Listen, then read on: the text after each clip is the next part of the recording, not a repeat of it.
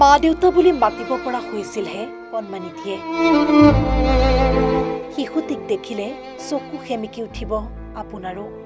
ফুলকুমলীয়া বয়সতে কৰ্কট ৰোগত আক্ৰান্ত সোহম। মাত্ৰ 2 বছৰ বয়সতে এক ভয়ংকৰ ৰোগত আক্ৰান্ত সোহম দেৱনাথ। চকুত কৰ্কট ৰোগ ধৰা পৰাত চিন্তিত হৈ পৰিছে পিতৃ কেশৱ দেৱনাথ আৰু মাতৃ সাধনা দেৱনাথ। এই ফুলকুমলীয়া শিশুটিক দেখিলে আপোনাৰ চকু সেমিকি উঠিব।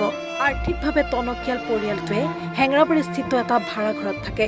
পিতৃয়ে অটো চলাই কোনোমতে পোহপাল দি আহিছে পৰিয়ালটোক। এতিয়া যেন পৰিয়ালটোৰ মূৰত সৰগ ভাগি পৰিছে। অৱশেষত সংবাদ মাধ্যমৰ কাষ চাপে দুৰ্ভগীয়া পৰিয়ালটোৱে। এতিয়া আপোনালোকৰ অকণমান সহায়ে কণমানিটিৰ জীৱনলৈ হাঁহি ঘূৰাই আনিব পাৰে। যদিহে কোনো সদাশয় ব্যক্তিয়ে সহায় কৰিব বিচাৰে তেন্তে 8638751618 নম্বৰত যোগাযোগ কৰাৰ লগতে account number 325981243992 IFSC code SBIN 0003883 নম্বৰত সহায় কৰিবলৈ আহ্বান জনাই দুৰ্ভগীয়া পৰিয়ালটো।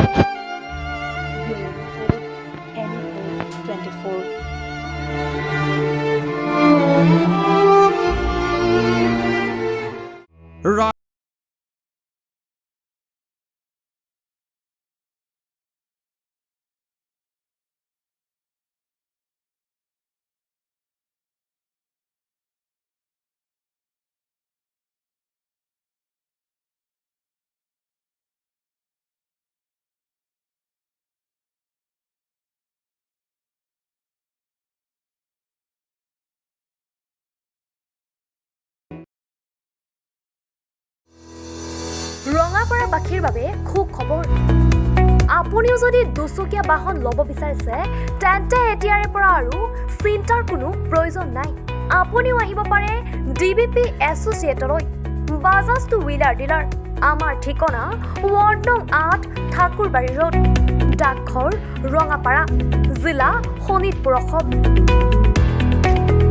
আমাৰ যোগাযোগৰ নম্বৰ 9435707133 9707967285।